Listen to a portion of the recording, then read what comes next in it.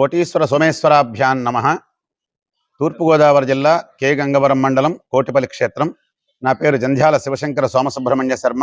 నేను ఈ దేవస్థానంలో ప్రధాన అర్చకుడిగా పనిచేస్తున్నాను. ఈ క్షేత్రంలో ప్రధానంగా గౌతమి గోదావరి ఛాయా సోమేశ్వర స్వామివారి ఆలయం విశేషంగా విరాజిల్లుతున్నాయి. ఈ క్షేత్రంలో గౌతమి గోదావరి ప్రవహిస్తున్నది. ఈ గౌతమి గోదావరి పైకి ఒక నదికి మాత్రమే కనిపిస్తుంది, కానీ అంతర్వాహినిగా కోటి తీర్థాలు ఉద్భవించి ప్రవహిస్తున్నాయని ఈ క్షేత్రంలో చెప్పబడింది. ఈ క్షేత్రంలో ఒక్క నదిలో స్నానం చేస్తే కోటి నదుల్లో స్నానం చేసిన ఫలితం పొందుతారు. ఈ క్షేత్రంలో ఇక్కడ ప్రధానంగా చెప్పుకోవాల్సింది 2 శివాలయాలు, ఒక విష్ణాలయం ఉన్నాయి. అందులో మొట్టమొదటి శివాలయం ఉమాకోటిలింగేశ్వర స్వామి.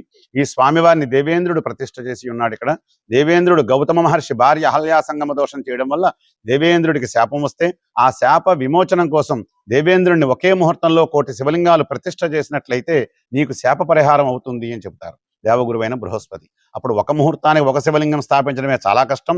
అలాంటిది కోటి శివలింగాలు ఒక్క ముహూర్త కాలంలో ప్రతిష్ఠ చేయడం అంటే ఇది ఎవరికి సాధ్యం కాదు కదా. దీనికి తరుణోపాయం అని ఉంటే చెప్పమని చెప్పి దేవతలందరినీ సలహా అడిగితే ఆ సభలో వ్యాసుడు సరైన సమాధానం చెప్పడం జరిగింది. ఈ క్షేత్రంలో ఈ గౌతమి గోదావరి నదిలో అంతర్వాహినిగా కోటి తీర్థాలు ఉద్భవించి ప్రవహిస్తున్నాయని అష్టాదశ పురాణమునందు బ్రహ్మాండ పురాణం ఒకటి. ఆ బ్రహ్మాండ పురాణంలో గౌతమి మహత్యం అనే భాగంలో ఈ క్షేత్రం గురించి వ్యాసుడు కనుగొని వ్రాయడం జరిగింది.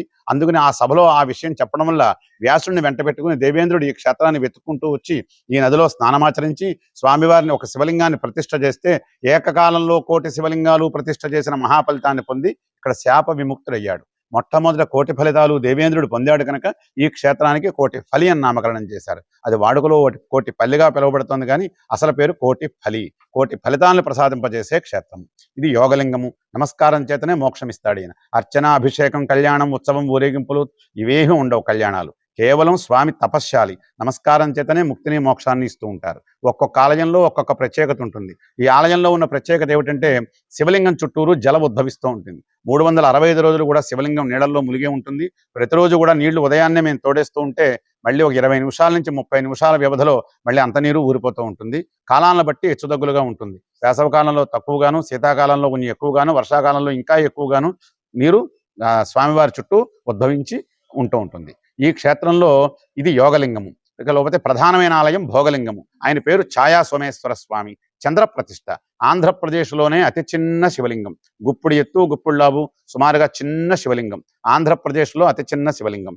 ఈ క్షేత్రంలో చంద్రుడు ప్రతిష్ఠ చేసిన శివలింగం. మా పక్కనే ద్రాక్షారామం క్షేత్రం ఉన్నది. ద్రాక్షారామంలో ఉన్న భీమేశ్వర స్వామి ఆంధ్రాలో అతిపెద్ద శివలింగం సూర్య ప్రతిష్ఠ. మా స్వామి అతి చిన్న శివలింగం చంద్ర ప్రతిష్ఠ. ఈ 2 శివలింగాలు సూర్య చంద్రుల చేత స్థాపించబడిన దక్షిణ కాశీ దేవాలయాలు. మనకి కనిపించే దేవుళ్ళు ఇద్దరు మాత్రమే, సూర్య చంద్రులు మాత్రమే మన మానవ కంటికి కనిపిస్తూ ఉంటారు. అందువల్ల ఏంటంటే వారిద్దరి చేత ప్రతిష్ఠ చేసిన ఆలయాలు ఒకే రోజున దర్శనం చేస్తే విశేషమైన పుణ్యఫలం లభిస్తుంది. ఈ క్షేత్రంలో చంద్రుడు ఎందుకు ప్రతిష్ఠ చేశాడో కారణం ఏమిటి అంటే, చంద్రుడు చిన్నతనంలో గురువుగారి దగ్గరికి విద్యాభ్యాసం కొరకు వెడితే గురువుగారి భార్య తారాదేవి చంద్రుడి యొక్క అందాన్ని చూసి మోహిస్తుంది. చంద్రుడు 16 కళలతో అందంగా ప్రకాశిస్తూ ఉంటాడు. అటువంటి అందమైన చంద్రుడిని చూసి గురువుగారి భార్య మోహించడం వల్ల అది గమనించిన బృహస్పతి తన భార్యను ఏమనలేక శిష్యుడిని శపిస్తాడు, నువ్వు కళాహీనంగా ఉండవలసిందేనని. 16 కళలతో ప్రకాశిస్తూ లోకానంతరికి వెలుతురునిచ్చే చంద్రుడు నల్లగా మాడిపోతాడు. లోకమంతా చీకటైపోతుంది, సృష్టి ఆగిపోతుంది. అప్పుడు మనకు ఉన్న 33 కోట్ల దేవతలు కూడా గురువుగారి దగ్గరికి వెళ్ళి, అయ్యా గురువుగారు, ఆ కుర్రవాడు ఏమైనా తప్పు చేస్తే చంద్రుని మాత్రమే శిక్షించండి, కానీ లోకాన్ని రక్షించండి.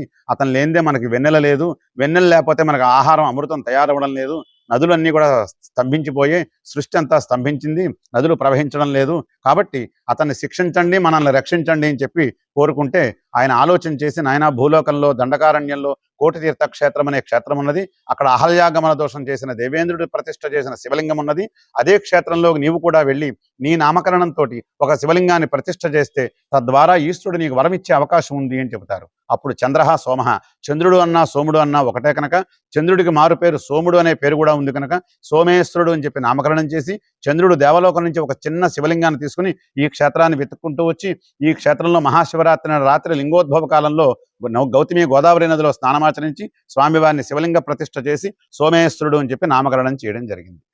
తద్వారా ఈశ్వరుడు ప్రత్యక్షమై ఏ వరం కావాలి కోరుకోమని అడిగితే నాకు పోయిన 16 కళలు తిరిగి నాకు ప్రసాదించండి అని కోరుకున్నాడు. ఆయన గురువుగారి భార్య నీకు తల్లితో సమానం, నీకు గురుపత్ని సంగమ దోషం సంభవించింది, నీకు శిక్ష తప్పదు, కానీ నువ్వు లేనిదే లోకానికి వెలుతురు లేదు కనుక లోక కళ్యాణార్థం లోకాన్ని రక్షించడం కోసం సృష్టిని కాపాడడం కోసం నీవు చేసిన ఈ శివలింగ ప్రతిష్టకు మెచ్చుకుని నీకు సగపాపం విముక్తి చేస్తున్నాను అని చెప్పి 16 కళల్లోంచి 8 కళలను అంటే అష్టకళల్ని వరంగా ఇచ్చాడు మా సోమేశ్వరుడు. ఆ అష్టకళల పేరే ఛాయ. చంద్రుడికి ఛాయని ఇచ్చాడు గనక మా దేవుడి పేరు ఛాయా సోమేశ్వర స్వామిగా పిలువబడుతోంది. అమ్మవారి పేరు రాజరాజేశ్వరి. మా స్వామి వారి దగ్గర పొందిన 8 కళల్లోనే చంద్రుడు అందంగా ఆరోగ్యంగా ప్రకాశిస్తూ పాడ్యం నుంచి పౌర్ణమి వరకు అందంగా ఉంటాడు చంద్రుడు. మిగతా 8 కళల్లోనూ చంద్రుడు ఇంకా ఈ రోజు వరకు కూడా శిక్ష అనుభవిస్తున్నాడు కాబట్టి పౌర్ణమి వెళ్ళిపోయిన పాడ్యమలాగా అమావాస్య వరకు చంద్రుడు రోజు రోజుకి చిక్కిపోతూ ఉంటాడు, క్షీణదశలో ఉంటాడు, చీకటిని కురిపిస్తున్నాడు. ఈ స్వామి వల్లే అంతరిక్షంలో ఉన్న చంద్రుడికి శుక్లపక్షము కృష్ణపక్షము ఏర్పడింది. అంటే 8 కళల్లోనూ అందంగాను 8 కళల్లో అందహీనంగాను కనిపిస్తూ ఉంటాడు. దీనికి మన పెద్దలు పెట్టిన పేరు శుక్లపక్షము కృష్ణపక్షము. 16 కళల్లో 8 కళల్లో అందంగాను 8 కళల్లో అందహీనంగాను ఉంటాడు చంద్రుడు. ఈ స్వామి యొక్క ప్రత్యేకత ఏమిటంటే పిట్ట కొంచెం కూతఘనం అన్నారు. స్వామి మన కంటికి చిన్నగా కనిపిస్తారు కానీ నమ్ముకున్న వాళ్ళకి విశేషమైన ఫలితాన్ని ఇస్తాడు. ఇక్కడ న్యాయమైన ఏ కోరిక కోరుకున్నా తప్పకుండా ఫలిస్తుంది, మళ్ళీ మళ్ళీ దర్శనానికి వస్తూ ఉంటారు. కోరిన కోరికలు ఫలించేవాడే కోటిపల్లి సోమేశ్వరుడుగా విరాజిల్లుతున్నాడు. ఈ క్షేత్రంలో ప్రధానంగా చెప్పుకోవలసింది సిద్ధి జనార్దన స్వామి, శ్రీదేవి, భూదేవి, శ్రీ మహావిష్ణువు. ఈ ప్రతి ఊళ్ళోనూ ప్రతి క్షేత్రంలోనూ ప్రతి గ్రామంలోనూ శివకేశవులు ఉంటారు. కానీ ఆంధ్ర తెలంగాణ మొత్తానికి మన తెలుగు రాష్ట్రాల్లో శివాలయం విష్ణాలయం కలిసి ఉన్న ఆలయాలు, ఒకే గర్భంలో ఒకే శిఖరం కింద ఒకే అర్చక ఆచార సాంప్రదాయంతో ఉన్న ఆలయాలు రెండు ఆలయాల్లోనే హరిహరులు కలిసి ఉన్నారు. ఆ 2 ఆలయాలు కూడా ఈ ఉమ్మడి తూర్పుగోదావరి జిల్లాలోనే ఉన్నాయి. అందులో ప్రథమం కోటిపల్లి క్షేత్రం మా దేవుడు, రెండో క్షేత్రం అన్నవరం. అన్నవరంలో శివుడు సత్యనారాయణ స్వామి ఒకే పీఠం మీద ఉంటారు. ఇక్కడ ఒకే శిఖరం కింద శివకేశవులు ఉన్నారు. ఈ క్షేత్రంలో కళ్యాణం చేసినా, ఉత్సవం చేసినా, ఊరేగింపు చేసినా, పండగలు చేసినా ఇద్దరికీ సమానంగా చేయాలి. ఒకే ముహూర్తానికి ఒకే వేదిక మీద కళ్యాణోత్సవం చేయాలి. దీని అంతరికీ కారణం ఏమిటి అంటే శివాయ విష్ణు రూపాయ శివరూపాయ విష్ణువే. శివుడికి విష్ణువుకి భేదం లేదు. శివుడి కంటే గొప్పవాడు విష్ణువు, విష్ణువు కంటే గొప్పవాడు శివుడు. కానీ మనం అర్థం చేసుకోలేక మనలో మనం కులమత భేదాలు పెట్టుకుని మా దేవుడు గొప్ప అంటే మా దేవుడు గొప్ప అని మనం చెప్పుకుంటూ ఉంటాం. కానీ హరి హర ఇద్దరు ఒకటే అంటోంది అద్వైతం. ఇది అద్వైత స్థాపన. ఈ హరిహరులు కలిసి ఉన్నటువంటి ఈ ఆలయంలో ప్రతి భక్తుడు కూడా ఒక్కసారి దానం చేసినా, ధర్మం చేసినా, స్నానం చేసినా, దర్శనం చేసినా, ఒక దీపం వెలిగించినా ఒక్కసారి చేస్తే 1,000,000 సార్లు చేసిన ఫలితాన్ని పొందే క్షేత్రంగా ఈ కోటిపల్లి క్షేత్రంగా విరాజిల్లుతోంది ఈ క్షేత్రం. ఈ క్షేత్రంలో ప్రధానంగా రాబోయే 10-15 రోజుల్లో మహాశివరాత్రి ఉత్సవం జరుగుతుంది. ఈ నెల 26వ తేదీ బుధవారం నాడు.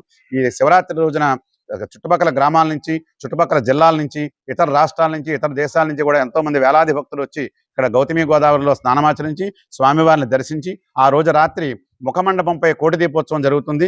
ఒక్క దీపం వెలిగిస్తే 1,000,000 దీపాలు వెలిగించినట్టుగా ఫలితాన్ని పొందుతారని చెప్పి పురాణాల్లో చెప్పబడింది. అందుకని విశేషమైనటువంటి ఈ క్షేత్రానికి ఈ మహాశివరాత్రి ఉత్సవానికి 50 మంది భక్త మహాశైలు విచ్చేసి గౌతమి గోదావరిలో స్నానమాచరించి స్వామివార్లను దర్శించి దీపం వెలిగించి తరించవలసిందిగా కోరుచున్నాం. ఈ క్షేత్రంలో జనార్దన స్వామి ఆలయం ఉంది. శ్రీదేవి భూదేవి సమేత సిద్ధి జనార్దన స్వామి. శ్రీ మహావిష్ణువు కశ్యప ప్రజాపతి చేత ప్రతిష్ఠించబడింది.